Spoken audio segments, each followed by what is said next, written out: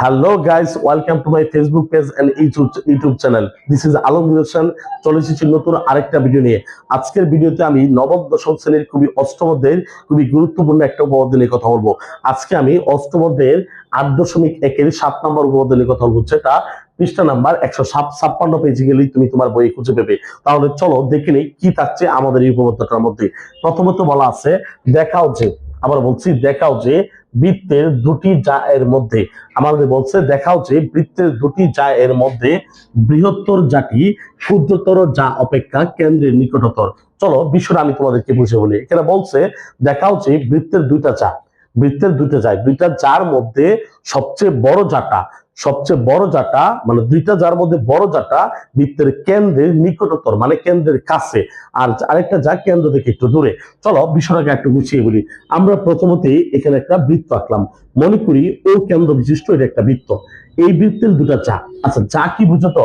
কোন রেখা, মানে এখানে যদি তোমাকে একটু বলি এটা একটা বৃত্ত, এটা একটা বৃত্ত, কোন রেখা যদি বৃত্তের কেন্দ্র বরাবর যায় এটাকে আমরা যা বলবো না, এটা হচ্ছে ব্যাস। কেন্দ্র ছাড়া যে দিক থেকে পরিধিকে স্পর্শ করবে সেটা হচ্ছে যা। তাহলে আমাদের এখানে বলেছে বৃত্তের দুইটা যা, আমরা ধরে নিচ্ছি ও কেন্দ্র বিশিষ্ট বৃত্তে এ বি হচ্ছে এই বৃহত্তর জাটা এবং সিবি হচ্ছে এই ক্ষুদ্রতর জাটা। এ বি এবং সিবি দুইটা চাপ, এ বি এবং সিবি দুইটা চাপ। আমাদেরকে বলছে যে বৃত্তের দুইটা যার মধ্যে সবচেয়ে বড় জাটা ক্ষুদ্রতর যা অপেক্ষা কেন্দ্রের নিকটতর হবে।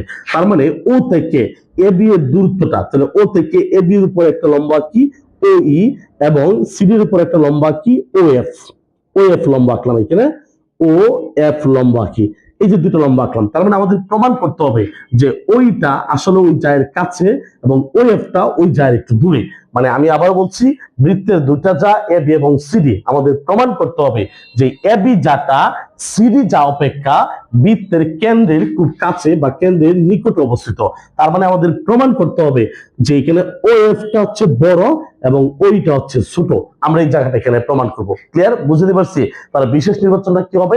মনে করি ও কেন্দ্র বিশিষ্ট বৃত্তে এ বি এবং সিডি দুইটা চাপ, ও থেকে এ বি এবং সিডি এর উপর ও ই এবং ও এফ লম্বা আঁকি। প্রমাণ করতে হবে ও এফ গ্রেটার দেন ও ই। মানে বিষয়টা বুঝতে পারছো যে এখানে ওইটা আসলে ছোট হবে, ও এফটা বড় হবে। বিষয়টা ক্লিয়ার? তাহলে চলো এবার আমরা অঙ্কনে চলে যাই। অঙ্কন হচ্ছে আমাদের অতিরিক্ত কাজ। অঙ্কনের কাজটা কি? অঙ্কন হচ্ছে, দেখো যে ও কমা এ এবং ও কমা সি যোগ করি, ও কমা এ এবং ও কমা সি যোগ করি। আশা করি বিষয়টা তুমি বুঝতে পেরেছো। তাহলে চলো এখন আমরা প্রমাণটা দেখে নিই।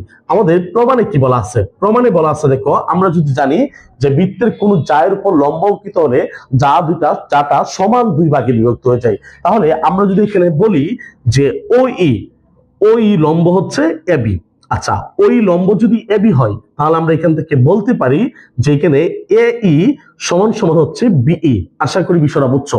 মানে ওই লম্ব হচ্ছে এবি, তাহলে এ ই সমান সমান হচ্ছে বিই। Concept clear? আবার এই দিক থেকে যদি বলি ও এফ লম্ব হচ্ছে সিডি, তাহলে আমরা এখানে বলতে পারি ও এফ লম্ব হচ্ছে সিডি। ও এফ লম্ব যদি সিডি হয় তাহলে আমরা এখান থেকে বলতে পারি যে সি এফ সমান সমান হচ্ছে সিএফ সমান সমান হচ্ছে ডিএফ। সিএফ সমান সমান হচ্ছে ডিএফ। আশা করি বিষয়টা আপনি বুঝতে পেরেছেন। আমরা আবারও বলছি যে ও থেকে এবি একটা যা, কোন জায়ের উপর যদি কেন্দ্র থেকে কোন লম্ব অঙ্কিত হয় যাটা সমান দুই ভাগে বিভক্ত হয়ে যায়, তাহলে এখানে এই সমান সমান বি, কেননা ওই লম্ব এবি। আবার ওএফ লম্ব যদি সিডি হয় তাহলে আমরা বলতে পারি সিএফ সমান সমান ডিএফ। এতটুকু আমাদের এখানে ক্লিয়ার। আচ্ছা তাহলে এখানে কত ডিগ্রি কোণ? 90 ডিগ্রি কোণ, এখানেও একটা 90 ডিগ্রি কোণ। এটা আমাদের কাছে ক্লিয়ার। তাহলে একটু তাকায় দেখেন যে এখানে যদি এটা 90 ডিগ্রি কোণ হয়, লম্ব অঙ্কিত হয়, তাহলে এটা একটা সমকোণী ত্রিভুজ হয়। আর আমরা জানি সমকোণের বিপরীত বাহু সবসময় কি হয়? অতিভুজ। সমকোণের বিপরীত বাহু কি হয়? অতিভুজ। তাহলে এখন যদি আমরা যদি এখানে বলি যে সমকোণী ত্রিভুজ, আমরা এখানে যদি বলি ও ই এ এর সমকোণী ত্রিভুজের একটা সূত্র আছে আমাদের যারা, পিথাগোরাসের উপপাদ্যটা, অতিভুজ স্কয়ার সমান লম্ব স্কয়ার যোগ ভূমি স্কয়ার। সেই দিকে আমরা এখানে বলতে পারি যে ও এ স্কয়ার সমান ভূমি স্কয়ার যোগ লম্ব স্কয়ার। তার মানে ও স্কয়ার প্লাস হচ্ছে এ স্কোয়ার। আশা করি বিষয়টা আপনি বুঝতে পেরেছেন। ওই এখানে বলতে পারি যে সমকোণী ত্রিভুজ ও ই এ এর ও স্কোয়ার, ও হচ্ছে কি অতিভুজ, ও কি বলছি অতিভুজ, তাহলে এখানে অতিভুজ স্কোয়ার সমান ওই হচ্ছে ভূমি, তাহলে ভূমি স্কোয়ার যোগ লম্ব স্কোয়ার। Concept clear? আচ্ছা, আবার আবার যদি দেখি আমরা, আবার যদি বলি আমরা ওই পাশে একটা সমকোণী ত্রিভুজ অবস্থিত, এটাও সমকোণী ত্রিভুজ, তাহলে এই সমকোণী ত্রিভুজটাকে আমরা কিভাবে বলবো এখানে? তাহলে এখানে বলতে পারি আমরা ও এফ সি সমকোণী ত্রিভুজের সমকোণী ত্রিভুজ ও এফ সি এর অতিভুজ কোনটা? ওসি। তাহলে আমরা এখানে বলতে পারি ওসি স্কোয়ার মানে অতিভুজ স্কোয়ার সমান ভূমি স্কোয়ার ও এফ স্কোয়ার যোগ লম্ব স্কোয়ার। লম্ব হচ্ছে কোনটা আমাদের কাছে? CF square. লম্ব হচ্ছে সিএফ স্কোয়ার।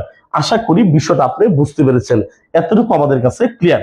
এখন আপনি একটু দেখেন, এটাকে যদি আমরা ধাপ অনে রাখি, এবার আমরা চলেন ধাপ 2টা একটু দেখে নিই।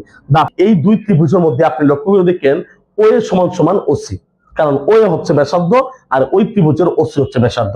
তাহলে আমরা এখানে বলতে পারি ও এ সমান সমান ওসি। ক্লিয়ার? ও এ সমান সমান ওসি। কেন ওসি?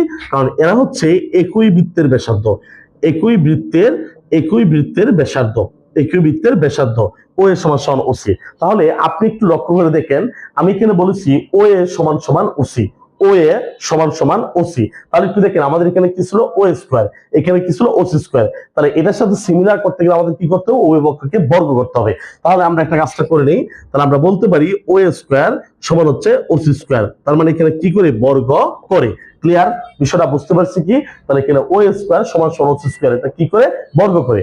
এবার আপনি একটু তাকায় দেখেন ও স্কোয়ারের মান কোনটা? ও স্কোয়ার প্লাস এ স্কোয়ার। তাহলে আমরা এখানে ও স্কোয়ারের পরিবর্তে আমরা এখানে লিখতে পারি যে ও স্কোয়ারের পরিবর্তে O square plus A square equal OC স্কোয়ারের পরিবর্তে আমরা লিখতে পারি O F square plus C